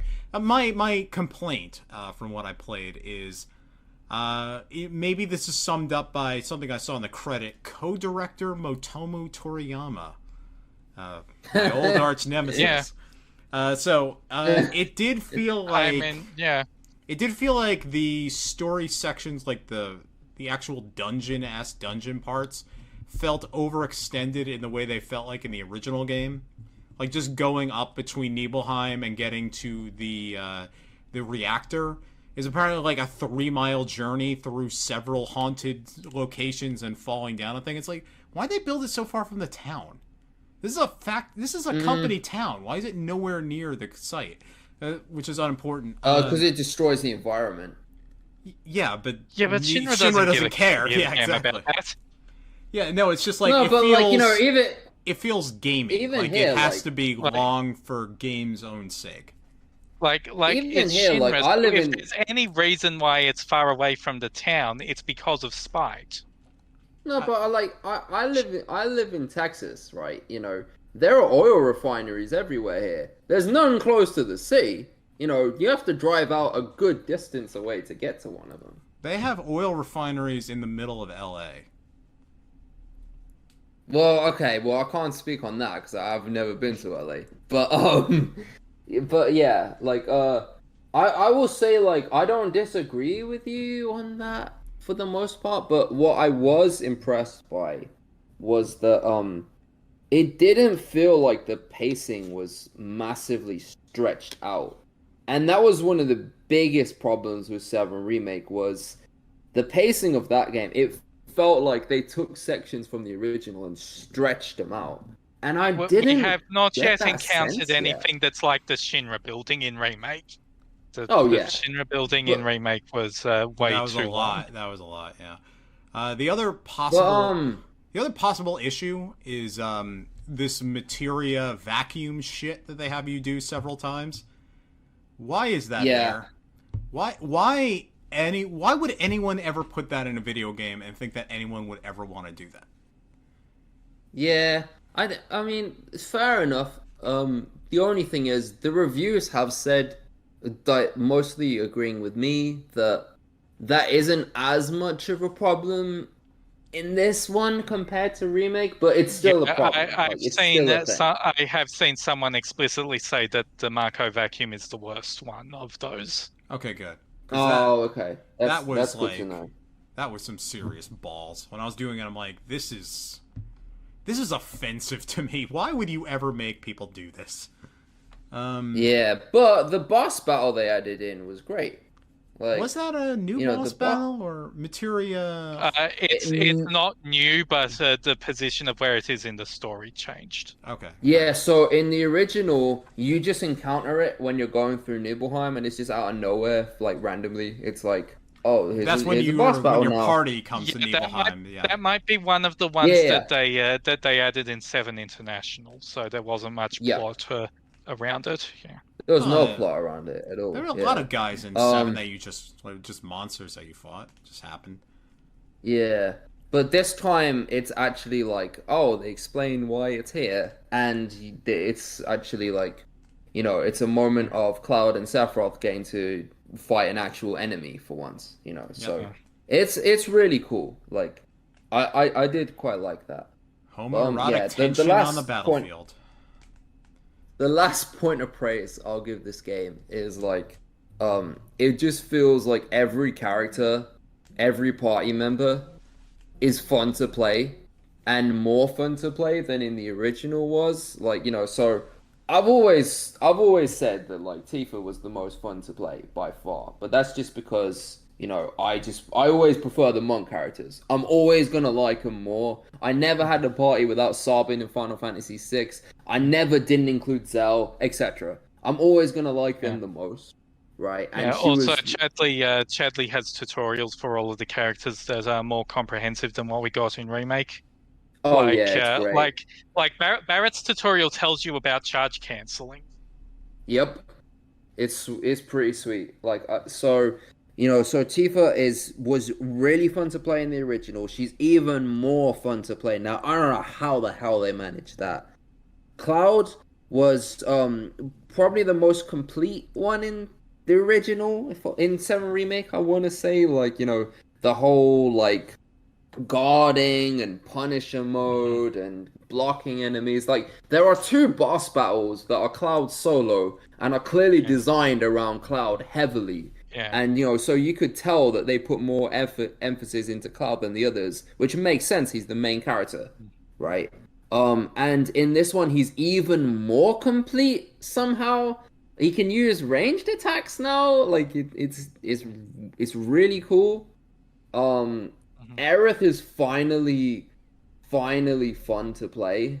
Like, I guess that's been harsh. She wasn't bad in Remake. It's just that, she takes so long to cast a spell, and then when she does, by that point, she's already gotten hit. They fixed that in 2 ways. First of all, there's a ward you can put down that means while you're casting a spell, they can't hit you. Great. Love it. Wish it was already there. And then she can teleport now. That's so sweet. I wish she had that ability the first time. I have had muscle memory issues with Aerith because, like, in 7 Remake, you can just hold square to get out her full attack string because it's basically like press square to swing the weapon, and if you hold it, she'll keep doing that. In Rebirth, Tempest has been moved from triangle to square, so if you hold square, she does Tempest. And so is Fleeting Familiar, the one useless ability she had before that was never that good. Right. Same with Barrett. Has a Tempest now. With Barrett, 2 of his abilities, the 2 that people didn't use, the ones from his melee weapons, are now synergy skills, right? I have actually heard Barrett does not get any melee weapons in this game. He is always a ranged gunner. Did he have Which a melee makes weapon sense, in the first game? In the Rebirth game? Yeah. Yeah, he In had Remake, melee yeah. weapons in Remake. Okay. They were both bad. Because he had one melee attack in the original game, and yeah, no one liked that. Yeah. In the original, when it's just a turn-based system, it's kind of cool to give him those 2 melee weapons. Yeah. Right? You know, it's like, oh, it has more stats, but now he's not long range. You know, when the whole freaking play style is built around it, kind of silly. Yeah, yeah. So and the thing is, I agree Barrett with can't that. jump, so the melee weapons completely destroy his moveset. Yep. Yeah, exactly. Okay. Yeah, I mean, it was not a very smart decision to do that. But yeah, so Barrett is better now. Like Red 13, I haven't. We could probably save like Go on. full Final Fantasy VII Rebirth thoughts for next month. Sure, but we haven't yet played Kate Sith. We haven't yet played Yuffie. So Or those Red are the only 13, ones we right? don't know about. Red 13's not available in the Junon demo, is he? He's He in is. the Junon demo. Oh, okay. Maybe I do have to. No, Yeah, I'm Like not. his entire thing is that like he's very defensive. His unique ability has a meter that goes up when blocking, and when it fills up to a point, you can press the triangle button, and he starts like absorbing HP in attacks and gets a special move that costs some of the gauge. And like apparently, from what I've heard, some of his later like ATB abilities, they can also like drain part of the gauge to become more powerful and stuff like that. Yeah, it's Final Fantasy 9 and 6 again. Your party members are actually different. They actually have unique functions and a unique role in the party, you know. And yeah, I mean, honestly, I'm just so happy with everything I've seen so far. I can't wait until it comes out. I'm so excited. Oh, you all played the piano minigame though in Tifa's room, right? Yes, I sucked at it. I was horrible at it. I got a perfect score. You got a perfect Oh, score? you bastard. How the hell you got a perfect score? I got a C+. I got a B. I got a B. Alright, I was the worst at it then. Okay, like, so first of all, it took like 3 tries, but at the same time, like, yeah, I've probably played Theater Rhythm the most between the 3 of us, so is that really so surprising? I've played exactly 0 of Theater Rhythm. Yeah. Although that being said, as a rhythm game, this does control very awkwardly. Well, it's kind of like you can play every possible key on the piano with this thing, because one controller is the white keys. I mean, one joystick is the white keys, and the other joystick is the black keys. It's Yeah, it's like one controller is an individual. It's like the right stick does individual keys and the left stick does chords.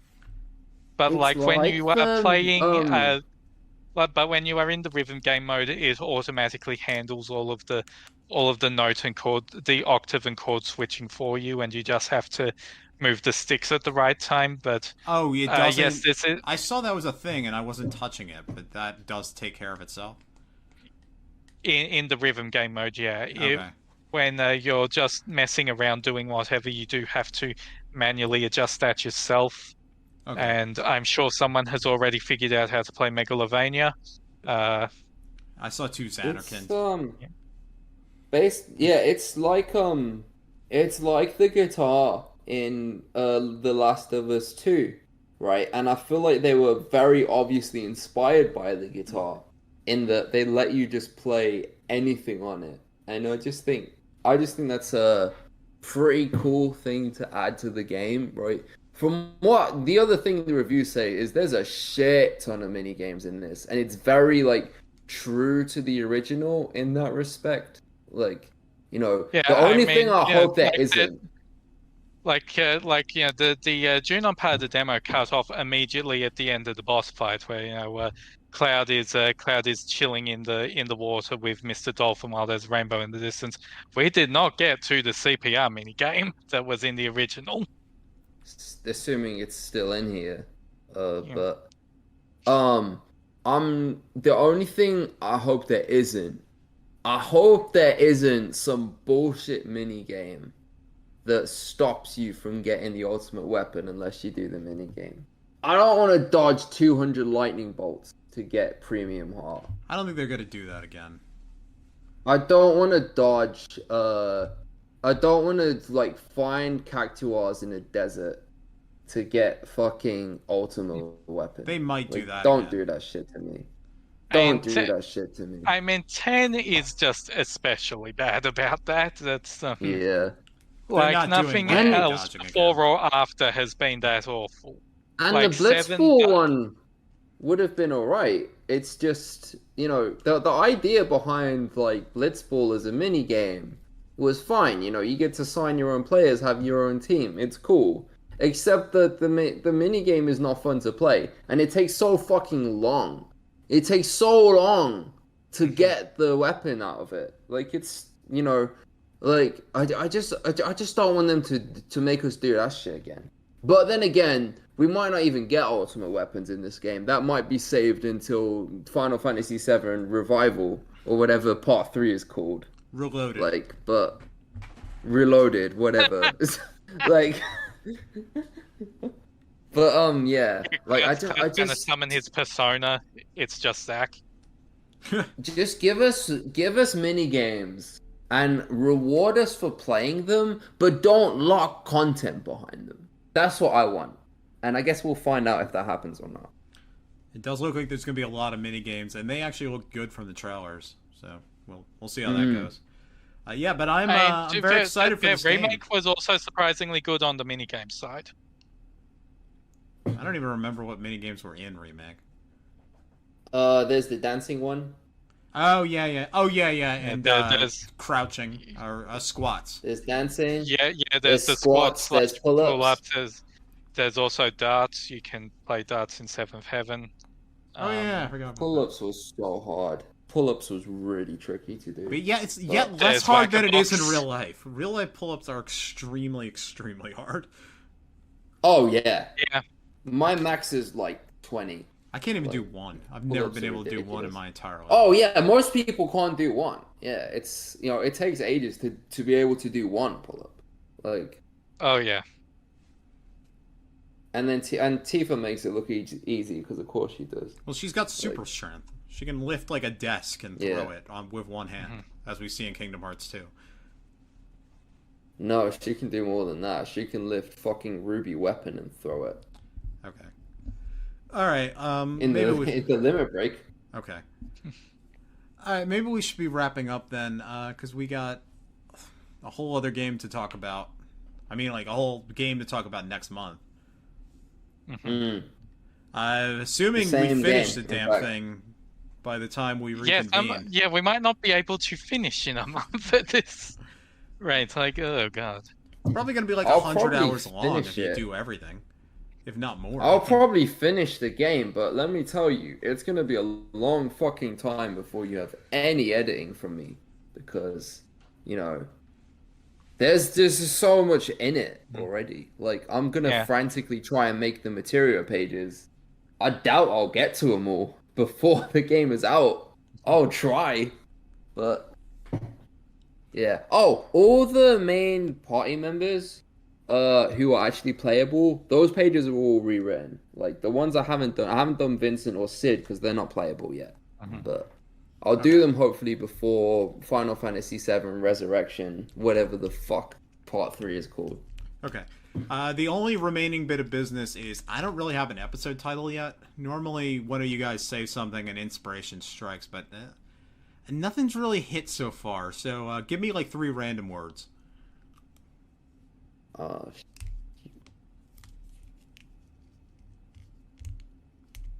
Nothing? Completely random words. Come on. Well, the problem is whatever words I give you, those are going to become the title. Yeah, So I have to, exactly. like, think about them. Well, I have no, to, that like, doesn't think mean carefully no. about them. The idea of random means that you don't think about it. Maybe we just name it Techno gives the title at the end. No. I want them to wonder what the hell this title means. When's this title going to show up in the episode? Then at the end, it but then turns there's out the it's just... surprise because Techno didn't say as I did.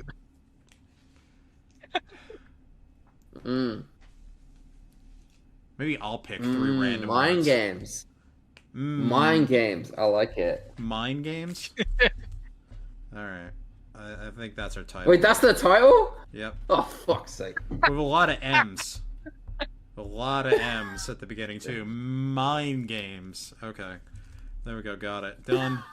Fuck's Okay. sake. So, this was the Final Fantasy Wiki Podcast, the official podcast of, the Final Fantasy Wiki, obviously. I'm your host, BlueHighwind. I also produce this thing.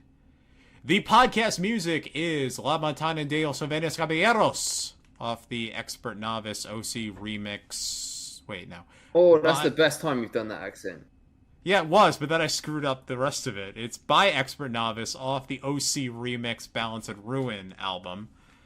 Thank you for letting us use that music. It's also the Mount Koltz music from Final Fantasy VI.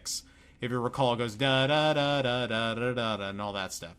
And, unless we have nothing else, I guess we should just go to bed, right?